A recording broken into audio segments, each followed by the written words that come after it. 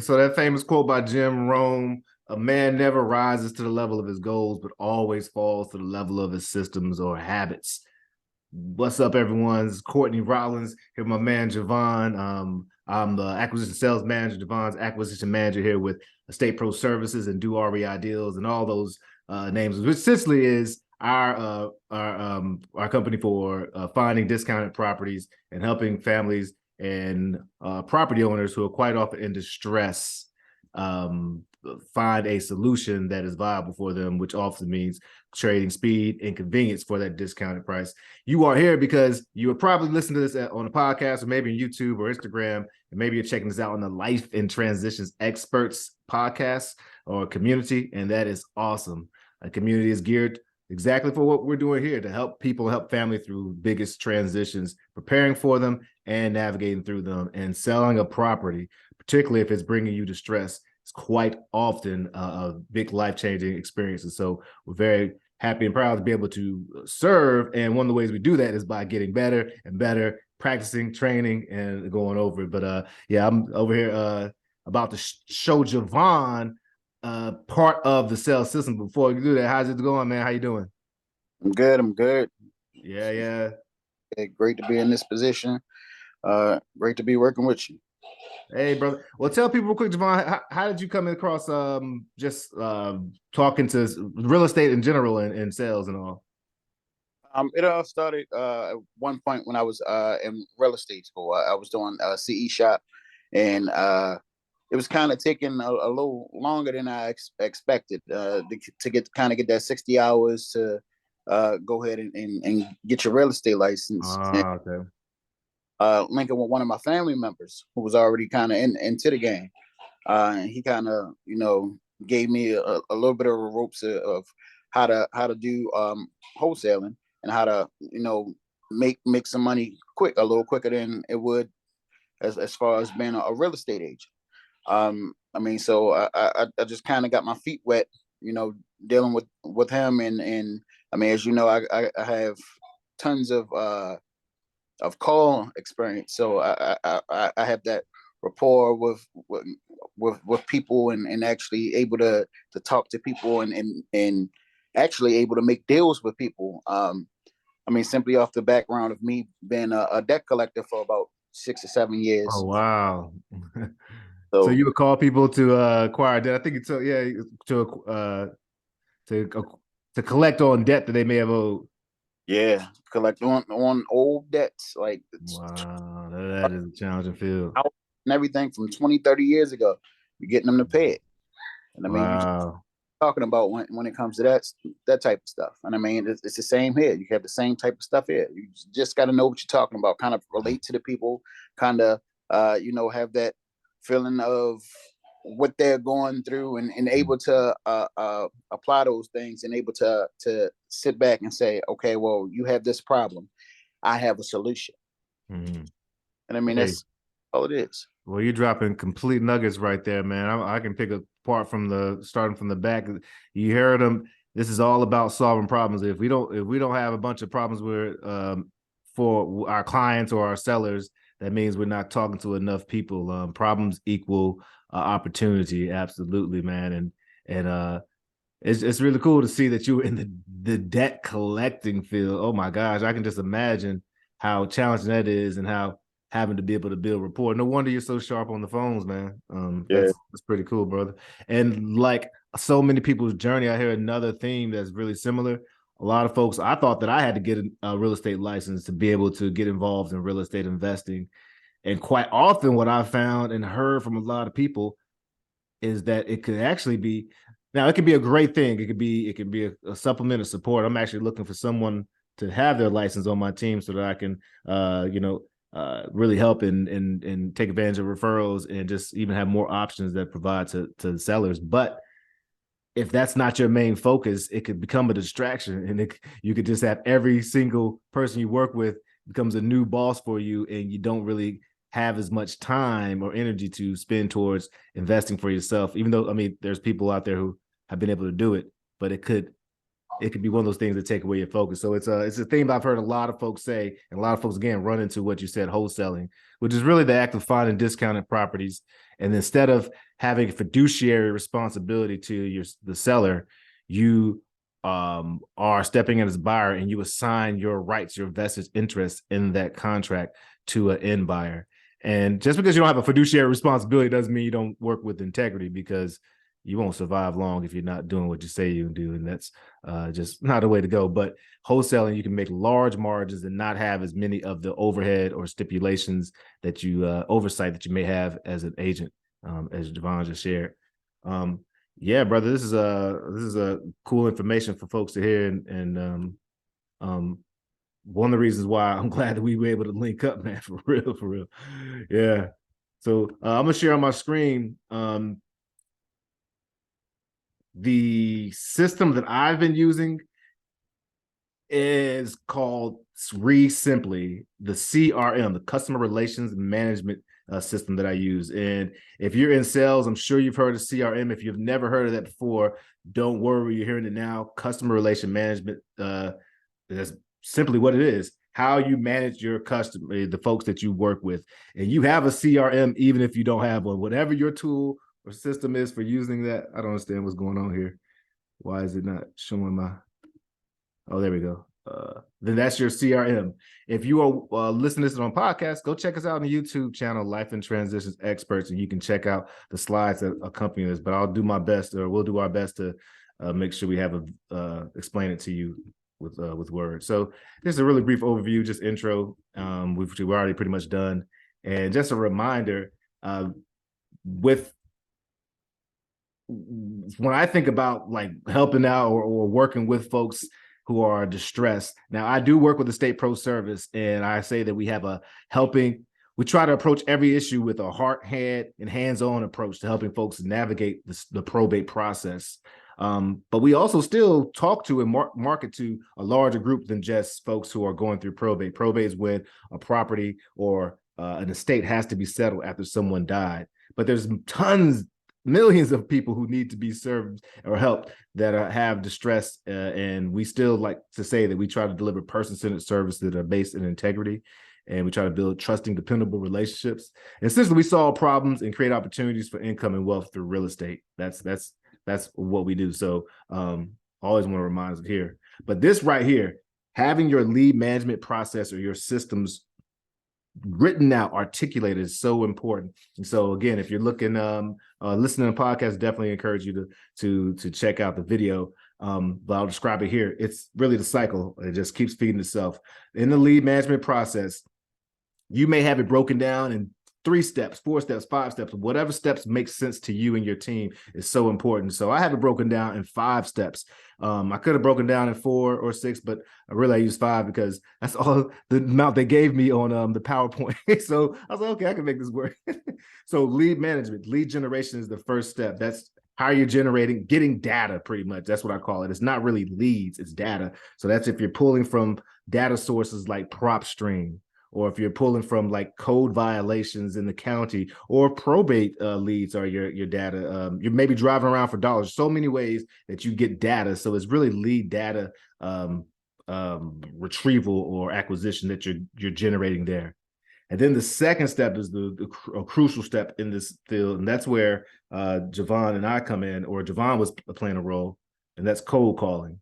Hey, Javon, you want to let folks know what cold calling is? Cold calling is basically when you basically logging onto a dialer, you don't know who you're calling, you don't know in regards to the address, anything. You're calling to find out if they have this problem, that problem of I have this house, I'm unable to pay this mortgage, or is falling apart. Nobody's been in there in a while, or whatever the case may be. But you're constantly calling different numbers, different people for an hour, 2 hours a day, or whatever the case may be, and yet you're actually starting to build that relationship, that rapport with people, in order to see if you can help them out. Absolutely. And folks, this is our process. So there's other folks who prospect in different ways, who go and knock on doors or things of the nature. But prospecting, you're going out being proactive. It's slightly different from marketing, where you're attracting people to you, which is awesome. Marketing is more of the the billboards, or even something like this where you're putting content out so that people become aware of your brand and all. But prospecting is a more proactive approach, so that's the second step in our lead management process. The third step is the actual acquisition. That's where you're nurturing the leads, you're following up with them based on whatever schedule you have. I recommend you have some type of communication schedule, cadence, and codes for your leads, at least 3: hot, warm, and cold.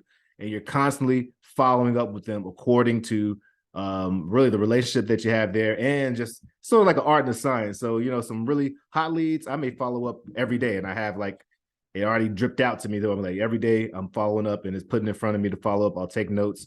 Now, if something happens, they say, call me back in 2 months, then I'll, adjust the time. And now I'm following up, and I usually cut that in half.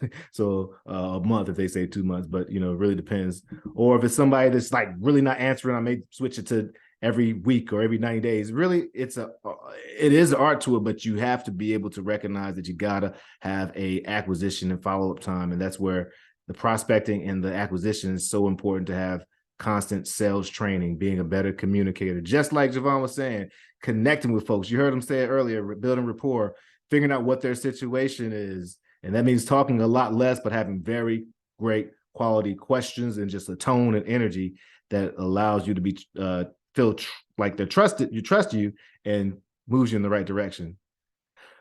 All right. And then the fourth one is super important, is also, once you've acquired the lead, is actually getting that lead sold. So you have to be able to have a great disposition process tailored out. Transaction coordination is, oh my gosh, it's the bane of my existence. And I can't wait to have an amazing executive assistant or just transaction coordinator specifically, because making sure once you have the deal locked up, I'm a hunter. Once I get that deal locked up, man, it's like I need to get stronger at staying in communication with the folks in escrow, and having someone on a transaction coordination specifically is so important, or having someone on your team designated to do that is so important, to make sure your sellers aren't left in the dark, and make sure your buyers are, seeing the property and the marketed property, and they aren't left in the dark as they go to the escrow process, which is, for folks, that's the closing process to get the deal closed, make sure you have clear title and all. All right. And then actually monetizing the lead, again, is a part of that transaction coordination. That's assigning the actual contract. Part 4, I should say, back there, is also showing the property, making sure that you have access, which should have been taken care of in part 3 once you're acquiring, and making sure that you have set up access. So sorry to step back, but if we move on jump to part 5, monetizing the deal, actually making sure you get paid, making sure your JV and partners are paid, making sure that the finances are set up properly and going to the right banks. Highly recommend you check out Profit First actually Profit First for Real Estate by David Riker. The original Profit First is Mike Michalowicz, but David Riker has one specifically for real estate investors, and it's an awesome way to make sure that you have a business that is thriving and feeding and actually is doing what it's supposed to do and make you a profit. All right, I know we spent a lot of time on it, but I really wanted folks to see where it goes. So for us, the lead generation is like getting probate leads and getting driving for dollar leads, and sometimes pulling data like PropStream. And then we put it through our Mojo dialer and we qualify them, making sure that they are actually, yes or maybes. And then we actually follow up in RESimpli, which is where we're going to look at briefly today. And closing the deal actually takes place. All the rest of this takes place in RESimpli, closing the deal and monetizing the deal through RESimpli, maybe more email as well. And then we just keep it going, because a lot of the funds that we get from here pump right back into generating more leads and data and training to help us get better and better. All right, so that just shows that again in another form. So I had on the screen another flow that showed us the flow of the transaction. Now, you all should know your numbers, know the rules, know the scores. And these are numbers for me that actually may change now that Javon's here and we have different behavior. I have to really look back at my numbers and calculate. But about 6 months ago, it was taking me about 14,000 calls per month, or just raw calls, to get 102 leads from cold calling. That's partly because I had some VAs who were calling that awesome people, but there's just a difference in quality or in when someone's from the United States understands some of the cultural currency that helps you make you feel more comfortable. That goes a long way. So if you're using VAs, make sure you have to have a lot of data to feed them to get more leads in for you. Just know that. And so then also I had to do at least 2,100 follow-ups, and that was me and another person doing follow-ups to get 3 deals closed per month. So I could, almost to the T know if I make these many calls, I'm going to get 3 deals per month based on my data that I kept. And I recommend that you keep that data as well. And yep, so there we go. Just a little more example of what it looks like if on a weekly basis, making about 3,500 calls, get 20 leads per day, make about 420 follow-ups, and gets about 0.75 leads per week. Yeah.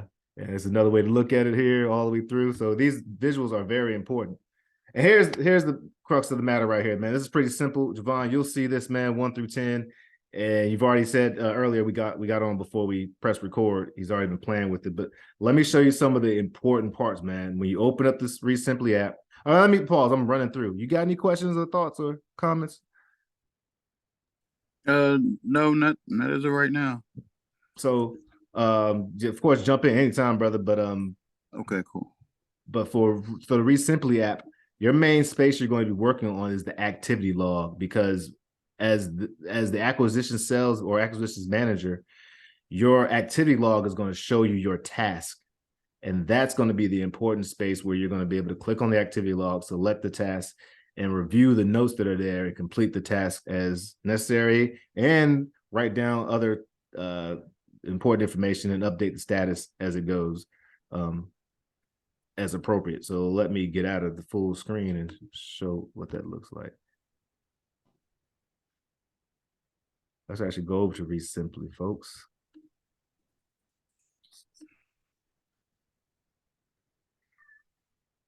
All right, so if I go over to RESimpli here, boom. I think this, if it comes up, it'll ask you to log in. It should automatically log in for me and go to the communication page. But as of this recording, RESimpli is always, or any software is tweaking things. So there may be some changes if you're looking at this, but I highly recommend that you just check the date of this video and check if there's any updates. But right now, they have the bars on the left-hand side. And, see, there are cheaper houses than mine on the street, but hurry before the hospital reopens. They will be gone.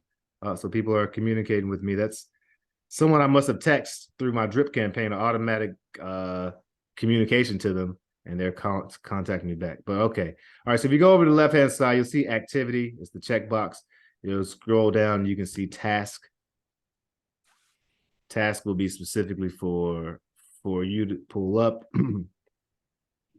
And you'll have the left side or task in the past, which I shouldn't have. I don't know what's going on right there. There might be some automatic stuff. And then the one in the middle of the task for the day, you see I have 7 more tasks today. I was already on there earlier today, so I had about 54 tasks for today. And I'll I'll continue working through them until I have 0. Until I have 0. So you see the task here, you'll be able to click on any of the leads. I would click on the property actually, so that one pulls up.